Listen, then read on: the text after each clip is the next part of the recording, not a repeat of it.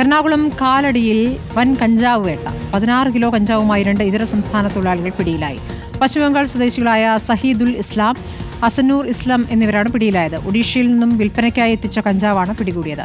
ഷബാസ് അഹമ്മദ് വിവരങ്ങളുമായി. ഷബാസ്, എവിടെ നിന്നാണ് ഇവർ കഞ്ചാവ് കൊണ്ടുവരുന്നത്? അത്തരം കാര്യങ്ങൾ അറിയാനാകുന്നുണ്ടോ? എപ്പോഴാണ് ഇവർ പിടിയിലായത്? സ്മൃതി, ഇന്ന് രാവിലെയായിരുന്നു ഇവർ പിടിയിലായത്. അങ്കമാലി റെയിൽവേ സ്റ്റേഷനിൽ ഇറങ്ങിക്കൊണ്ട് കാലടിയിലേക്ക് ഓട്ടോറിക്ഷയിൽ പോകുന്ന വഴിക്കാണ് അങ്കമാലി ASP ഹാർദിക് മീനയുടെ സംഘവും പോലീസ് സംഘവും കാലടി പോലീസ് സംഘവും ചേർന്ന് ഇവരെ പിടികൂടിയത്. ഒഡീഷയിൽ നിന്നാണ് ഇവർ സ്ഥിരമായി കഞ്ചാവ് എത്തിക്കുന്നത്. ഇത് അങ്കമാലിയിലും സമീപ പ്രദേശങ്ങളിലും ഒക്കെ വിറ്റ് പൈസ ഉണ്ടാക്കാനുള്ള ശ്രമമായിരുന്നു ഇവർ നടത്തിയിരുന്നത്. ഏകദേശം 3000 രൂപയ്ക്കോളം വിലയിൽ നിന്ന് കഞ്ചാവ് ഒഡീഷയിൽ നിന്ന് വാങ്ങിയെത്തിച്ച് അങ്കമാലിയിൽ വലിയ വിലയ്ക്ക് ഇവർ കച്ചവടം നടത്തി വരികയായിരുന്നു. മുൻപും ഇവർ പലതവണ ഇതേപോലെ കഞ്ചാവ് എത്തിച്ച് അങ്കമാലിയിൽ കച്ചവടം നടത്തിയിട്ടുണ്ട് എന്ന വിവരമാണ് പോലീസ് നൽകുന്നത്. പശ്ചിമബംഗാൾ സ്വദേശികളായ സഹീദുൽ ഇസ്ലാം, അസന്നൂർ ഇസ്ലാം എന്നിവരാണ് ഇന്ന് കാലടി പോലീസിന്റെയും അതോടൊപ്പം ASPയുടെയും സംഘത്തിന്റെയും പിടിയിലായിരിക്കുന്നത്.